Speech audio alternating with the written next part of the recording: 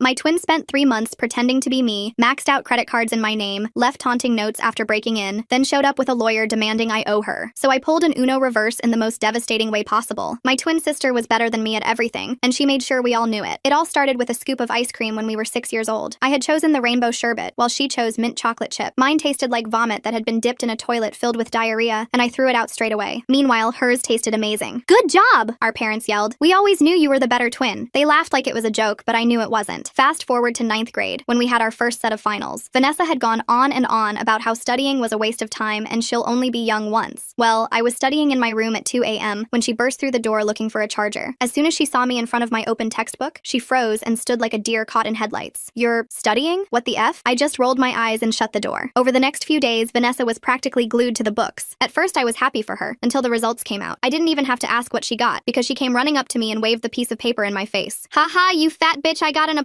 Let me see what you got." I showed her my A and she bent over from how hard she was laughing. "I effing knew I was smarter than you." But the worst part came later, when we were all at the dinner table. My sister whipped out a laminated copy of her exam paper. My parents didn't even wait to ask me what I got before singing her praises. Meanwhile, our dad was beaming with pride. "I got an A," I whispered when the kitchen got a little quieter. "You need to start being more like Vanessa," my mom instantly responded. From there, I started to isolate myself from the family. I'd spend all my time at home with our black cat Midnight and culled any urge to talk to them. So by the time college applications came around, I was practically buzzing with excitement to finally move out. Vanessa was beside me when she got the email from her dream college. She was bouncing up and down on the chair faster than a trained window girl. There it was, in plain red Arial font. "Rejected." I could see the light in her eyes die out. After just 10 seconds of crying, she turned to me to ask a question. "Can you tell mom and dad that you accidentally deleted my acceptance email, and that's the reason I didn't go?" I sighed. "I don't know." "Thanks. You're the best," she interrupted. For the next few weeks, Vanessa was less mean to me than usual to thank me for the favor. We were sitting at the dinner table a few weeks later when I asked her to pass the carrots. "Why would I pass you anything, you conniving bitch?" she screamed. I slowly rubbed my temples, bracing myself for what was to come. Mom Daisy, my name, deleted my college acceptance email and I missed the deadline to accept. My mom's fork clattered on her ceramic plate. My dad spit out his Dasani water. "We always knew you were jealous of Vanessa, but we never thought you would take it this far," my dad said with full confidence. I didn't talk to them much after that because we couldn't even get through a full sentence without them bringing up the college email. And when I finished high school, moving out was a no-brainer. I never even bothered coming home for the holidays, and talking to my parents was too frustrating, so I didn't do that either. Instead, I'd just order them gifts on Amazon for their birthday and Christmas. And since Vanessa never went to college, I'd get her something too. Fast forward to 4 years later when I finished university. I invited them all to my graduation, and it was the first time I had seen them in years. I met them for photos after receiving my diploma. "That could have been Vanessa," was the first thing my mom said to me. I pinched the bridge of my nose. "Yeah, the diploma should be mine," Vanessa added. They then proceeded to take my graduation gown and cap and put it on Vanessa to take pictures of her instead. They were looking back at the photos I took when Vanessa noticed my finger covering the lens. "You always sabotage my success," she said. Something in me finally snapped. "Oh, sort of like when you got rejected from your dream college and let me take the fall?" My parents' jaw dropped. Vanessa's face went white. "What are you talking about?" She laughed, but it sounded forced. I looked straight at her. "Remember senior year? You asked me to pretend like I had deleted your acceptance email because you didn't want mom and dad to see you got rejected?" Mom was staring at Vanessa like she'd never seen her before. "Is this true?" she asked, voice shaking. Vanessa stammered,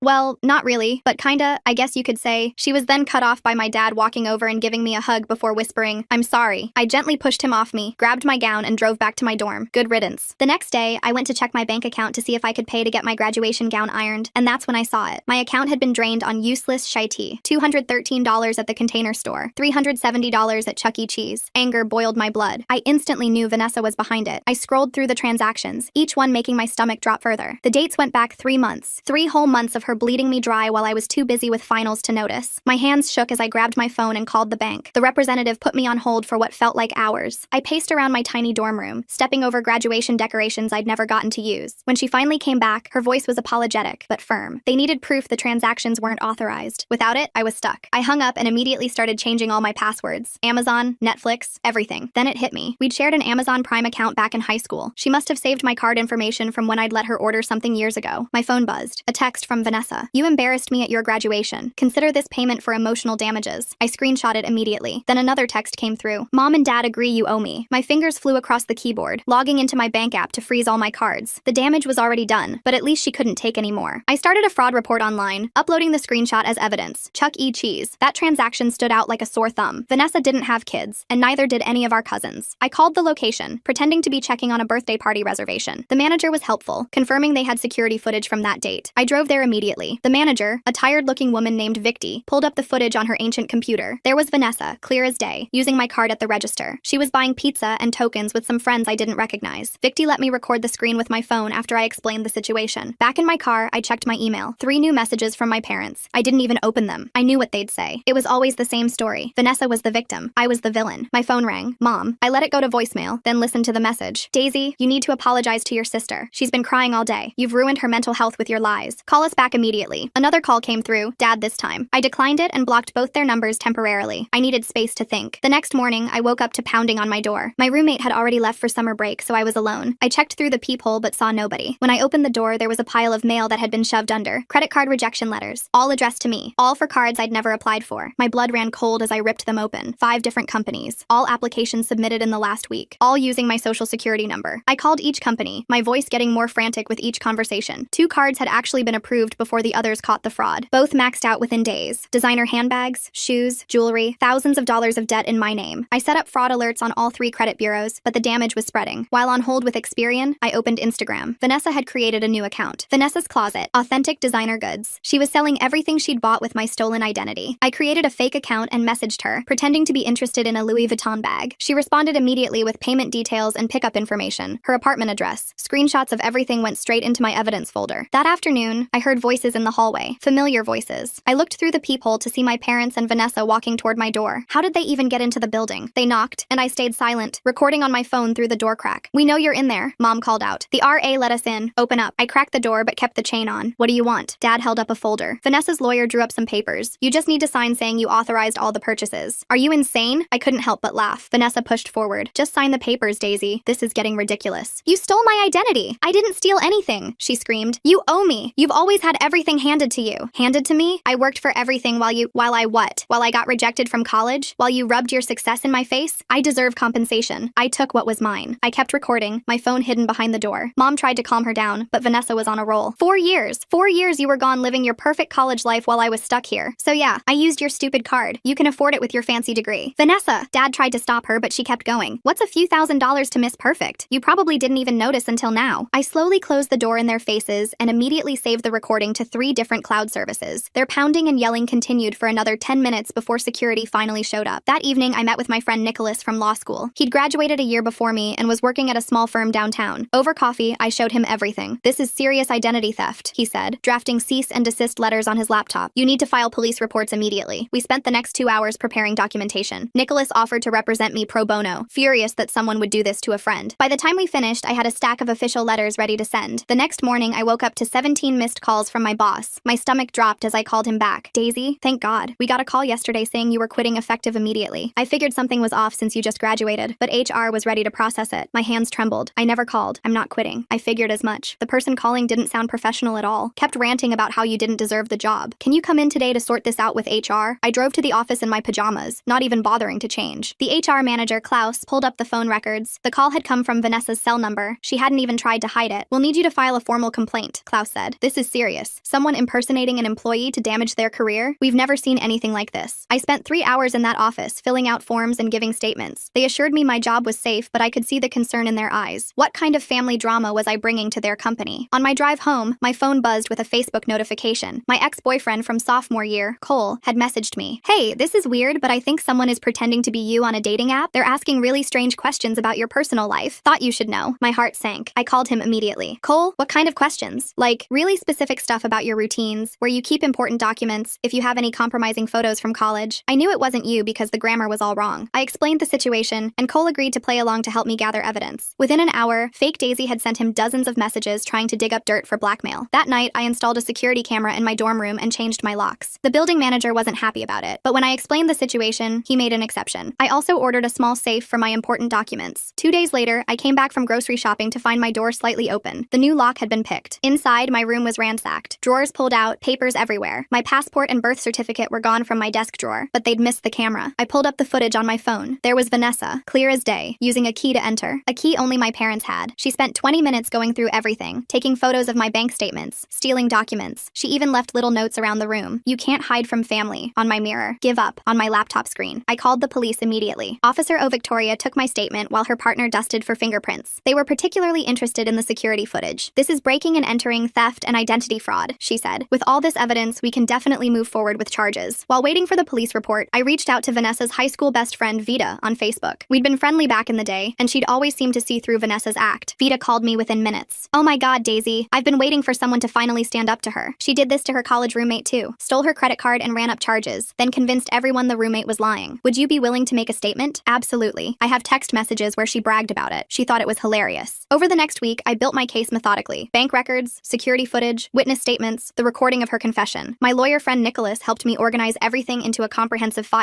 Then Vanessa made a mistake. She panicked. She called me from an unknown number, and I recorded the call. "Daisy, let's work this out. I'll return your documents and pay back some of the money if you drop everything." "Some of the money? I mean, I can't return the stuff I already sold, but I'll give you like half. That's fair, right? Fair? You stole my identity, Vanessa. You stole my life," she screamed. "You got to go to college, get a degree, move away. I was stuck here being compared to you every single day. That's not my fault." "Yes, it is. Everything is your fault. Mom and Dad only cared about your achievements. Daisy's doing so well in school. Daisy got another internship. What about me? You could have gone to community college, gotten a job, done something with your life instead of stealing mine." She hung up. The next day, my social media exploded. Vanessa had posted on every platform, tagging mutual friends, distant relatives, everyone. According to her posts, I was mentally unstable, had attacked her at graduation, was making up lies about theft because I was jealous of her. Some people believed her. I got messages asking if I was okay, suggesting therapy, wondering why I would make up such horrible accusations about my own sister. So I posted my own response. The security footage, the bank records, the screenshots, the credit reports, everything. The tide turned instantly. Comments poured in expressing shock, anger, disbelief that Vanessa could do something like this. Several people messaged me privately, sharing their own stories of her theft and manipulation. My phone rang. "Mom." I almost didn't answer, but something made me pick up. "Daisy." Her voice was small, broken. "We saw everything. The footage, the evidence. We didn't know. You didn't want to know. Can you come over, please? Your father and I, we need to talk to you, to apologize, to make this right." I drove to my childhood home for the first time in years. The house looked exactly the same, but somehow smaller. Mom opened the door with red-rimmed eyes. Dad sat at the kitchen table looking older than I remembered. The security footage played on loop on Dad's laptop. They'd watched it over and over, trying to understand how they'd missed this. "We failed you," Dad said simply. "We failed both of you, but especially you." Vanessa was there too, sitting in the corner like a scolded child. She wouldn't meet my eyes. "Tell her," Mom said firmly. "Tell her everything." And Vanessa did. How the resentment had built over the years. How every achievement of mine felt like a personal attack. How she'd convinced herself she deserved compensation for her pain. How it started small, just a few Amazon purchases, then spiraled out of control. "I was so angry," she whispered. "You got to leave. You got to become someone new. I was stuck being the failure twin." "You were never a failure," I said. "You chose to be. Every time you had an opportunity, you chose the easy way out. And when that didn't work, you chose to steal from me." The police reports were filed. The credit card companies launched their investigations. With all the evidence, my fraud claims were approved one by one. The money started returning to my account. Vanessa was charged with identity theft, breaking and entering, and fraud. Her lawyer negotiated a plea deal, community service and probation, mandated therapy. She had to pay restitution for everything she'd stolen. But more importantly, the truth was finally out. Family therapy started 3 weeks later. It was awkward, painful, full of tears and accusations. Years of favoritism, manipulation, and enabling behaviors were unpacked in that beige office. "I always thought I was helping," Mom admitted during one session. "I thought if I praised Vanessa more, she'd gain confidence. I didn't realize I was creating a monster and destroying another daughter in the process," the therapist added gently. Vanessa's individual therapy revealed deeper issues: anxiety, depression, a personality disorder that made her feel entitled to what others had. It didn't excuse her actions, but it explained them. Slowly, painfully, we rebuilt. Not the family we'd been, but something new. Something with boundaries, accountability, and truth. Vanessa got a job, started community college, began making her own life instead of trying to steal mine. I kept my distance at first, showing up for therapy, but nothing more. Trust, once shattered, takes time to rebuild. But gradually, I saw changes. Real changes. Vanessa apologizing without expecting forgiveness. My parents calling to ask about my life without comparing me to anyone. Family dinners where my achievements were celebrated instead of dismissed. It wasn't perfect. Some days were harder than others. Some relatives still believed I'd overreacted. Some friends chose sides. But for the first time in my life, I felt free. Free from the toxic dynamics that had defined my childhood. Free from the constant comparisons and manipulations. Free to be myself without apology or explanation. The girl who'd been told she was less than, who'd been blamed for her sister's failures, who'd had her success stolen and twisted, was finally standing in her own truth. And that truth had set us all free. The bank representative's voice crackled through my phone as I sat cross-legged on my dorm room floor, surrounded by printed statements and highlighted transactions. She explained the fraud investigation process while I furiously scribbled notes. The screenshot of Vanessa's confession text helped, but they needed more concrete evidence linking her to the unauthorized purchases. After hanging up, I methodically went through every transaction. The Container Store purchase happened during my organic chemistry final. Chuck E. Cheese was the day after my thesis presentation. Each charge coincided with moments when I'd been too overwhelmed to check my accounts. My laptop dinged with a new email notification. Another credit card rejection letter, this time forwarded digitally. My hands trembled as I opened it. Capital One, application submitted yesterday. Same social security number number, different address, Vanessa's apartment. I immediately called Capital One's fraud department. The representative confirmed 5 more applications had been submitted to various banks over the past week. My stomach churned as she listed them off. Some had been flagged as suspicious, but 2 had already been approved and cards expedited to Vanessa's address. While still on the phone, I logged into Credit Karma. My credit score had plummeted 150 points. Years of careful financial management destroyed in days. The representative walked me through placing fraud alerts, but warned that damage already done would take months to repair. My dorm room suddenly felt suffocating. I needed air, needed to think. Grabbing my evidence folder, I headed to the campus library. The walk cleared my head enough to formulate a plan. First, I needed to document everything meticulously. Second, I had to prevent further damage. Third, gather enough evidence to stop Vanessa permanently. The library was nearly empty, summer session meaning fewer students around. I commandeered a study room and spread out my materials, bank statements, screenshots, rejection letters. The pattern became clearer with everything laid out. Vanessa had been testing the waters for months with small Amazon purchases before escalating to the credit card fraud. My phone vibrated. Unknown number. I almost ignored it, then remembered I'd blocked my parents. Sure enough, Mom's voice filled my ear when I answered. Daisy, this is ridiculous. Your sister is distraught. She says you're making things up because you're jealous of her new business venture. New business venture? I couldn't hide my disbelief. She started selling designer goods online. Very entrepreneurial. Unlike someone who just throws accusations around. I hung up without responding. Opening Instagram, I searched for Vanessa's new account. There it was. Vanessa's Closet. Posted just hours ago were photos of designer handbags, shoes, and jewelry, all purchased with my stolen identity. The prices were marked up significantly from retail. Creating a fake account took minutes. I messaged about a Gucci bag, playing the part of an eager buyer. Vanessa responded almost immediately with payment instructions and pickup details. Her apartment address, cash only, available tomorrow afternoon. I screenshot everything. The next morning arrived with more chaos. My email inbox contained 3 more credit card rejections and 1 approval. Discover had somehow approved a card with a $5,000 limit despite the fraud alerts. I called them immediately, but the card had already been maxed out and closed within hours of approval. I drove to Chuck E. Cheese hoping to catch the manager, Victi, during a slow period. The restaurant smelled of pizza grease and industrial cleaner. Victi remembered me from my previous call and was surprisingly helpful. She pulled up the security footage on the ancient computer system, showing Vanessa clear as day using my debit card. Can I get a copy of this? I asked, trying to keep desperation out of my voice. Victi glanced around nervously. We're not supposed to, but she pulled out her phone. Record the screen. I'll pretend I didn't see. I thanked her profusely, making sure to capture Vanessa's face clearly in the footage. She was laughing with friends, swiping my card like it was nothing. The timestamp matched perfectly with my bank statement. Back in my car, I noticed several missed calls from an unknown number. The voicemail made my blood freeze. It was my boss. Daisy, we received a concerning call about you today. Please contact HR immediately. My hands shook as I called the HR department. Klaus answered on the second ring, his voice professional but concerned. Someone called claiming to be you, saying you needed to quit immediately due to mental health issues. The caller was quite graphic about your supposed breakdown. That wasn't me, I managed to say through gritted teeth. We figured as much. The caller kept ranting about how you didn't deserve the position. Can you come in to file a report? I drove straight to the office, not caring that I was wearing yesterday's clothes. Klaus had already pulled the phone records. The number belonged to Vanessa's cell phone. She hadn't even tried to mask it. This is serious harassment, Klaus said, typing up the incident report. We'll need documentation for our legal department. 3 hours later, I finally left the office with assurances my job was safe, but the damage to my professional reputation worried me. What if Vanessa contacted other potential employers? My phone buzzed with a Facebook message. Cole, my ex from sophomore year, had sent a screenshot. Someone using my photos had matched with him on a dating app, asking invasive questions about my college years. I called him immediately. What kind of questions? Where you lived, who your roommates were, if you had any embarrassing photos or stories. I knew it wasn't you because they kept calling me the wrong name. We devised a plan. Cole would play along, gathering evidence while I documented everything. Within hours, fake me had sent dozens of messages trying to extract blackmail material. The grammar was atrocious. Clearly Vanessa's writing style. That evening, I invested in security upgrades. A camera for my dorm room, new locks, a small safe for important documents. The building manager initially protested but relented after I explained the situation. I also changed every password I could think of, using a password manager to generate complex combinations. 2 days passed in relative quiet. I used the time to organize evidence, file police reports, and work with Nicholas on legal documentation. He'd drawn up cease and desist letters and helped me understand my options for pressing charges. Then I came home to find my door ajar. My new lock had been picked, the door frame showing fresh scratches. Inside, chaos. Drawers emptied, papers scattered, personal items rifled through. My passport and birth certificate, which I'd stupidly left in my desk drawer, were gone, but the camera had caught everything. I pulled up the footage on my phone, my anger building with each second. Vanessa entered using a key, one only my parents had. She spent 20 minutes ransacking my room, photographing financial documents, stealing identification papers. She even paused to leave notes. You can't escape family, taped to my mirror. Give up, stuck to my laptop. I called 911 immediately. Officer O. Victoria arrived within 30 minutes, her partner beginning to dust for fingerprints while she took my statement. This is breaking and entering, theft, and identity fraud, she said, watching the security footage. With evidence this clear, we can definitely press charges. While waiting for the police report, I remembered Vita, Vanessa's high school best friend. We'd been friendly enough, and she'd always seemed to see through Vanessa's manipulations. I found her on Facebook and sent a message. Her response came quickly. OMG Daisy, I've been waiting for someone to finally call her out. Can I call you? Within minutes, Vita was spilling years of witnessed manipulation. She did this to her freshman roommate too. Stole her credit card, ran up hundreds in charges, then convinced everyone the roommate was lying. I have screenshots of her bragging about it. Would you make an official statement? Absolutely. I'm tired of watching her hurt people. Over the following days, I built my case methodically. Bank records showing unauthorized transactions, security footage from multiple locations, witness statements from Vita and others who'd come forward, the recording of Vanessa's confession through my door. Nicholas helped organize everything into a comprehensive legal file. My phone rang constantly. Unknown numbers I assumed were my parents. I let them all go to voicemail, focusing on damage control. Each credit bureau now had extensive fraud alerts. My bank issued new cards with enhanced security. My employer documented the harassment for potential legal action. Then Vanessa panicked. The call came from an unknown number late one evening. I almost didn't answer, but something made me hit record first. Daisy, we need to talk. This has gone too far. You broke into my room, Vanessa. I was looking for something that belonged to me. What could possibly belong to you in my dorm room? She paused, clearly not expecting the question. Look, let's make a deal. I'll return your documents and pay back some of the money if you drop all this. Some of the money? I can't return what I already sold, but I'll give you half of what I made. That's fair. Fair? You stole my identity. You tried to get me fired. You're destroying my credit. You destroyed my life. Her composure cracked completely. You got everything. College, freedom, a future. I was stuck here being reminded every day that I wasn't you. So you decided to steal my life instead of building your own? I deserved compensation. 4 years of being compared to perfect Daisy. 4 years of, why can't you be more like your sister? You owe me. I owe you nothing. You made your choices. My choices? I didn't choose to be rejected from college. I didn't choose to be the failure twin. You chose to lie about it. You chose to blame me. You chose to steal from me instead of taking responsibility. She hung up, but I had everything recorded. The next morning, my social media exploded. Vanessa had posted across every platform, tagging mutual friends, distant relatives, everyone we'd ever known. According to her posts, I was mentally unstable, jealous of her success, making up elaborate lies because I couldn't handle her entrepreneurial achievements. Some people believed her. Messages poured in asking if I was okay, suggesting therapy, wondering why I would fabricate such accusations. Others who knew us better expressed doubt, but Vanessa had always been convincing. So I fought back with truth. I created a comprehensive post with evidence. The security footage of her breaking into my room, bank statements showing unauthorized charges, screenshots of her selling stolen goods, the credit reports showing fraudulent applications. Everything laid out chronologically and clearly. The response was immediate. Comments flooded in expressing shock, anger, disbelief. Several people messaged privately sharing their own experiences with Vanessa's theft and manipulation. Former classmates, co-workers, even extended family members she'd scammed over the years. My phone rang. Mom. I stared at the screen, debating. Finally, I answered. Daisy. Her voice sounded different, smaller. We saw your post, the video. Is all of this true? Every word. Your father and I, we need to see you. Please. Why? So you can tell me again how I'm ruining Vanessa's life? Numbers. So we can apologize. So we can try to understand how we failed you so badly. I drove to my childhood home the next day, my stomach in knots. The house looked exactly as I remembered, yet somehow diminished. Mom opened the door with red-rimmed eyes. Dad sat at the kitchen table, laptop open to my social media post. They'd watched the security footage dozens of times, trying to comprehend what they were seeing. Their golden child, breaking into my room, stealing from me, destroying my life out of spite. We gave her the key, Mom whispered. In case of emergencies, we never thought. Vanessa sat in the corner, no longer the confident manipulator. She looked small, deflated, caught. Tell her, Dad commanded. Tell her everything, now. And finally, the truth spilled out. How the resentment had festered for years. How every achievement of mine felt like a personal attack. How she'd convinced herself she deserved compensation. How it started with just one Amazon purchase, then spiraled into full identity theft. I hated you, she admitted. You got to leave. You got to become someone. I was stuck here being nothing. You weren't nothing. You chose to do nothing. There's a difference. Easy for you to say. You had grades, acceptance letters, a future. Because I worked for them. While you were partying, I was studying. While you were making excuses, I was making plans. You could have done the same. With everyone comparing me to you, why can't you be more like Daisy? Daisy would never do that. Look how well Daisy's doing. I couldn't escape you, so you tried to become me instead? The room fell silent. Mom reached for my hand, but I pulled away. Years of pain couldn't be erased with one conversation. The next weeks blurred together. Police reports were filed. Credit card companies investigated with my evidence. Slowly, fraudulent charges were reversed. Stolen funds returned. But the damage to my credit would take months to repair. Vanessa was formally charged with identity theft, breaking and entering, and fraud. Her lawyer negotiated a plea deal, community service, probation, mandated therapy, and restitution for everything stolen. She avoided jail time, barely. Family therapy began 3 weeks later. The therapist, a soft-spoken woman named Dr. Martinez, guided us through years of dysfunction. The favoritism I'd always felt was validated. The enabling of Vanessa's behavior examined. The deep fractures in our family foundation exposed. I thought I was helping. Mom broke down during one session. Vanessa seemed so fragile compared to Daisy. I thought if I praised her more, she'd gain confidence. Instead, you created entitlement, Dr. Martinez observed gently, and made Daisy feel unseen. Vanessa's individual therapy revealed deeper issues. Anxiety, depression, possible personality disorder. It didn't excuse her actions but provided context. She'd spent years constructing a victim narrative to avoid accountability. Slowly, painfully, Slowly, we began rebuilding. Not the family we'd been, that was gone forever, but something new, with boundaries and accountability. Vanessa got a job at a retail store, enrolled in community college, started building her own life instead of trying to steal mine. I kept my distance initially, showing up for therapy but maintaining boundaries. Trust, once shattered, takes time to rebuild. But gradually, I saw changes. Real changes. Vanessa apologizing without expecting immediate forgiveness. My parents calling to ask about my life without comparisons. Family dinners where my achievements were celebrated instead of dismissed. Some relatives still believed I'd overreacted. Some friends chose sides. The path forward wasn't smooth, but for the first time in my life, I felt free. Free from toxic dynamics that had defined my childhood. Free from constant comparisons and manipulations. Free to be myself without apology or explanation. The girl who'd been told she was less than, who'd been blamed for her sister's failures, who'd had her success stolen and twisted, was finally standing in her own truth, and that truth had set us all free. The courthouse steps stretched before me like a mountain. I clutched my evidence binder, watching Vanessa and her lawyer huddle near the entrance. Mom and Dad stood awkwardly between us, their faces drawn with exhaustion from weeks of depositions and hearings. Inside, the prosecutor laid out the case methodically. Security footage played on the courtroom screen. Vanessa's break-in, her ransacking my room, stealing my documents. The judge's expression hardened with each piece of evidence. Bank records showing months of unauthorized transactions. Credit reports displaying fraudulent applications. Screenshots of her selling stolen goods online. Vanessa's lawyer tried damage control, painting her as a troubled young woman who'd made mistakes. The prosecutor countered with Vita's testimony about previous victims. Cole's evidence of the catfishing scheme. Klaus from HR detailing the impersonation attempt. Officer O. Victoria presenting the formal charges. During recess, I found myself in the bathroom splashing cold water on my face. Vanessa entered behind me, her reflection appearing in the mirror. We stood there, twin faces showing different lives. Mine tired but determined, hers desperate and cornered. She opened her mouth to speak, but her lawyer appeared, pulling her away with sharp whispers about not talking to the victim. I dried my hands slowly, watching them leave. Back in court, Vanessa took the stand. Her voice cracked as she admitted to everything. The stolen bank information, the credit card fraud, breaking into my room, trying to get me fired, the catfishing, years of resentment spilling out in halting sentences. The judge's verdict came swift and harsh, guilty on all counts. Identity theft, breaking and entering, fraud, harassment. The sentencing would come later, but the conviction stood. Vanessa's shoulders shook as the bailiff read the charges. Outside the courthouse, reporters had gathered. Someone had tipped them off about the twin sister identity theft case. I pushed through with Nicholas's help, ignoring their questions. Mom and Dad followed behind, shielding their faces from cameras. The next morning brought new chaos. My phone exploded with notifications. The local news had run the story. Twin sister steals identity in elaborate fraud scheme. My face, pulled from social media, stared back from news websites. Vanessa's mugshot beside it. I turned off my phone and focused on damage control. The credit bureaus needed updated documentation. My bank required additional paperwork. Each company that had issued fraudulent cards wanted their own forms completed. Hours spent on hold, explaining the situation repeatedly. Nicholas helped draft a statement for my employer, ensuring they understood I was the victim, not the perpetrator. Klaus from HR called personally, assuring me my position remained secure. But I could hear the concern in his voice. This kind of publicity wasn't good for anyone. 3 days later, Vanessa's sentencing arrived. 2 years probation, 200 hours community service, mandatory therapy, full restitution. No jail time, thanks to her lawyer's plea deal. I sat in the gallery watching her receive the verdict. She looked smaller somehow, diminished by the weight of consequences. After court, Mom approached me in the parking lot, her hands twisted together nervously as she spoke about family therapy, about healing, about moving forward. I listened without committing, my car keys heavy in my hand. The restitution checks started arriving within weeks. Small amounts at first, then larger sums as Vanessa sold her car, emptied her savings. Each payment came with a note from her lawyer confirming the amount. Cold, legal language for years of betrayal. I used the money to pay off the fraudulent charges, repair my credit, cover legal fees. The rest went into savings, a buffer against future chaos. My credit score slowly climbed back up, each point a small victory. Work became my refuge. I threw myself into projects, staying late to avoid thinking about family drama. My colleagues knew something had happened but respected my privacy. Only occasionally did someone mention seeing the news story, quickly changing the subject at my expression. One evening, Cole texted me screenshots. Vanessa had created new social media accounts under fake names. She was posting about being a victim of the justice system, claiming I'd set her up. The posts gained little traction, most people recognizing her from the news coverage. I documented everything and sent it to Nicholas. He forwarded it to Vanessa's probation officer. Within days, the accounts disappeared. A warning had been issued. Any further harassment would violate her probation terms. Mom called weekly, leaving voicemails I rarely returned. Each message sounded more desperate. Updates about therapy, about Vanessa's progress, about Dad's health. The stress had triggered his blood pressure issues. I felt the familiar pull of guilt, but pushed it away. 6 weeks into Vanessa's probation, I received an unexpected package. No return address, but I recognized the handwriting. Inside, my passport and birth certificate. A sticky note attached, "I'm sorry." Nothing more. I had the documents authenticated, ensuring they weren't forgeries. The officer at the passport agency looked at me strangely when I explained why I needed verification. Another small humiliation in a series of many. My apartment lease ended 2 months later. I found a new place across town, somewhere Vanessa didn't know the address. The moving company arrived early, packing my life into boxes. I left no forwarding address with the building management. The first night in my new apartment, I sat on the floor eating takeout. Boxes towered around me, each one a fresh start. My phone buzzed with texts from Mom, asking if I was okay, if I needed help. I turned it off and focused on unpacking. Work offered a promotion the following week, a new position with more responsibility, better pay. My boss mentioned they'd been impressed with how I'd handled the recent challenges. Professional code for surviving a public scandal. I accepted immediately. Vanessa's community service assignment came through the court system. She'd be working at a local thrift store, sorting donations. The irony wasn't lost on anyone. The girl who'd stolen designer goods to sell online now handling other people's cast-offs. I drove past the thrift store once, curiosity getting the better of me. Through the window, I saw her folding clothes, her supervisor watching closely. She looked up as my car passed, our eyes meeting for a brief moment. I didn't slow down. Mom's calls became less frequent but more emotional. She left a voicemail about Vanessa's therapy breakthrough, how she'd finally acknowledged the pain she'd caused, how the therapist said family healing could begin. I deleted it without listening to the end. My credit monitoring alerts became routine. Each month, checking for new fraudulent activity. Each month, finding none. Slowly, the hypervigilance faded. I stopped checking daily, then weekly. Progress measured in small freedoms. Nicholas invited me to his firm's holiday party. I almost declined, then forced myself to go. Normalcy had to start somewhere. I made small talk with his colleagues, avoided questions about family, focused on work discussions. Several people mentioned they'd followed the case, impressed by how I'd handled it. On the way home, I passed my childhood neighborhood. Christmas lights twinkled from familiar houses. I wondered if Mom had decorated this year, if Dad was helping despite his health, if Vanessa was there, or serving community service hours. My new apartment remained undecorated. I'd bought a small tree but hadn't assembled it. Work consumed most days, leaving little energy for holiday spirit. I ordered gifts online for friends, skipping family entirely. The cart sat abandoned when I reached my parents' names. Vanessa's restitution payments continued arriving, each check a reminder of everything that had happened. I set up automatic deposit, removing the need to see her lawyer's letterhead monthly. The balance grew slowly, replacing what had been stolen. A text from Vita arrived unexpectedly. She'd run into Vanessa at the grocery store. Awkward pleasantries exchanged before Vanessa hurried away. Vita mentioned she looked healthier, less angry. I thanked her for the update and changed the subject. My boss called me into his office one morning. A new project required someone with attention to detail, someone who could handle sensitive information. The recent situation had proven my reliability. I accepted, grateful for the trust despite everything. The project consumed weeks, long hours documenting processes, securing confidential data. I threw myself into it completely, finding peace in the structure and clarity. No family drama, no emotional manipulation, just clean, clear work. One evening, organizing files late at the office, security called. Someone was in the lobby asking for me. My blood ran cold until they clarified it was an older man, Dad. I asked them to tell him I'd already left. He called from the lobby, his voice tired and old, just wanted to talk, to see how I was doing, to apologize again, to update me on Mom's health now too, the stress affecting them both. I listened but didn't respond, ending the call with vague promises to be in touch. The security footage from that night showed him waiting another hour before leaving, shoulders slumped, moving slowly. I watched it the next morning, feeling nothing but exhaustion. The anger had faded into empty space. Vanessa's probation officer contacted me about victim impact statements for her file. I spent days crafting one, trying to capture the destruction she'd caused. Financial damage was easy to quantify. The emotional toll, harder to articulate. I submitted it without reading the final version. Spring arrived with its false promises of renewal. I focused on work, on rebuilding credit, on creating distance. The promotion brought new challenges that filled my days. Weekends meant errands and meal prep, not family dinners or drama. A wedding invitation arrived from a college friend. +1, it said. I RSVP'd for one. No explanation needed. The date approached with relief that I wouldn't face questions about bringing family. Those bridges thoroughly burned. At the wedding, during the parent dances, I stepped outside. The cool air helped calm the unexpected wave of loss. Not for what was, but what could have been. A family that celebrated achievements instead of stealing them. Parents who saw both daughters clearly. I returned inside as cake was served, plastering on appropriate smiles. The bride's family seemed so normal, so functional. Her sister gave a loving toast without a hint of resentment. I wondered if they knew how lucky they were. Monday brought me back to routine. Work, home, repeat. Stable and predictable. My credit score had recovered significantly. The promotion provided financial security. My new apartment felt like home. Small victories building a life separate from the chaos. Vanessa completed her community service early. According to court records I'd checked online. Her probation continued, but the mandatory hours were done. I wondered what she'd do now, then pushed the thought away. Not my concern anymore. Mom sent a letter to my office knowing I'd moved. Handwritten pages about family therapy, about understanding their failures, about hoping for reconciliation, about Vanessa's genuine progress, about missing me. I filed it with other documentation. Unanswered. The 1-year anniversary of the courthouse verdict passed quietly. I worked late, ordered dinner, watched mindless TV. No acknowledgement of the date beyond a brief moment of reflection. How much had changed, how much I'd rebuilt, how far I'd come. Nicholas called with updates on the legal side. All restitution on track. No probation violations. The system working as intended. He mentioned Vanessa had inquired about early termination of probation for good behavior. Standard procedure, likely to be denied. I thanked him and ended the call, returning to my spreadsheets. The numbers made sense in ways family never had. Clean columns of data without hidden meanings or manipulation. Just facts and figures building toward clear goals. My phone buzzed with a text from an unknown number. A photo of Vanessa's community college graduation announcement. 2 years late, but finally happening. I blocked the number without responding. ending. Some bridges couldn't be rebuilt, no matter how much time passed. The summer brought a job offer from a competitor. Better salary, new city, fresh start. I spent weeks considering it. The distance appealed more than the money. A place where nobody knew about the twin sister who'd stolen my identity. I accepted the position, giving generous notice. My current employer countered, but I'd already decided. Time for complete separation. My colleagues threw a small farewell party, careful not to mention why starting fresh might appeal. Packing felt different this time. Not running, but choosing. Each box labeled for a future I controlled. The moving truck scheduled, flights booked, new apartment secured, everything arranged without input or interference from family. My last week in town, I drove past the childhood home one final time. Mom's car in the driveway, Dad's garden overgrown, Vanessa's old car gone, sold for restitution. I didn't slow down, didn't feel the pull to stop, just acknowledgement of what was left behind. The moving truck arrived on schedule, professional movers who didn't ask personal questions, box after box loaded while I supervised. My entire life fitting into one vehicle, freedom measured in cubic feet of space. I left the city as the sun set, flying toward my new position. Below, the lights of my old life grew smaller until they disappeared entirely. Somewhere down there, my family continued their therapy, their healing, their journey, without me. The new city welcomed me with rain and traffic. My apartment building stood modern and impersonal. Perfect. I directed movers, unpacked essentials, ordered dinner from a place that didn't know my usual order. Everything fresh and unfamiliar. Work started the following Monday. New faces, new challenges, new opportunities. HR processed my paperwork without mentioning background checks or news stories. A clean slate professionally and personally. I dove into training with relief. Weeks passed in adjustment. Learning bus routes and coffee shops. Finding a grocery store and gym. Building routines that belonged only to me. My phone stayed quiet, the old number disconnected. Only work contacts had the new one. One evening, unpacking the last boxes, I found the family photos I'd kept. Childhood birthdays before everything soured. Graduation pictures before the theft. I looked at them without anger or sadness, just acknowledgement of a different time. I stored them in a closet, not ready to display but unable to discard. Maybe someday they'd mean something different. For now, they remained archived proof of a life left behind. Evidence that I'd survived and rebuilt. My new colleague invited me for drinks after work. I accepted, making small talk about the job and city. When asked about family, I mentioned being an only child. The lie came easily, creating boundaries from the start. She didn't push, moving to safer topics. The apartment slowly became home. Furniture delivered, art hung, kitchen stocked, each choice mine alone without consideration for others' opinions. I painted an accent wall deep blue because I wanted to. Freedom in small decisions. Work consumed most energy, but weekends brought exploration. Museums and parks discovered solo. Restaurants tried without worrying about anyone else's preferences. A life built on my own terms, my own choices, my own peace. 6 months into the new position, I received a forwarded letter from Nicholas. Official notice that Vanessa's probation had ended successfully. All restitution paid, requirements met. The legal chapter closed. I shredded it without ceremony. The seasons changed, bringing new projects and responsibilities. I excelled at work, earning recognition without family drama overshadowing achievements. Colleagues knew me only as competent and reliable, the past irrelevant to present success. A year after moving, I finally felt settled, roots growing in soil I'd chosen, friends made through work and hobbies, a life full without the chaos that had defined so many years. The girl who'd been compared and found wanting had built something entirely her own. Sometimes late at night, I wondered about them. If Mom's health had improved, if Dad still gardened, if Vanessa had truly changed or simply learned to hide better. But morning always brought focus back to my own life, my own future. The freedom felt strange still. No longer checking credit reports obsessively. No longer jumping at unknown calls. No longer carrying the weight of family dysfunction. Just forward momentum toward goals I set myself. I'd lost a family but gained myself. The trade felt worth it most days. Some bridges burned to light the way forward. Some stories ended not with reconciliation, but with recognition that distance brought its own healing. The woman typing reports in her corner office bore little resemblance to the girl who'd been blamed for her sister's failures. Evolution through destruction and rebuilding. Phoenix references felt too dramatic for the quiet satisfaction of a life reclaimed. My story had diverged from theirs completely. No shared chapters remaining. Just the echo of what was and the reality of what is. A successful career, stable finances, peaceful existence. Everything they'd said I'd stolen from Vanessa, I'd built for myself. The irony wasn't lost on me. She'd tried to steal my life and instead freed me from theirs. The ultimate unintended consequence. Her actions had severed ties I'd never have cut myself. Forced liberation through betrayal. I closed my laptop, another productive day complete. Tomorrow brought new challenges unrelated to family drama. The past truly past, the future truly mine. No looking back, no regrets, no reconciliation needed. Just forward. Always forward. Into a life defined by my choices alone.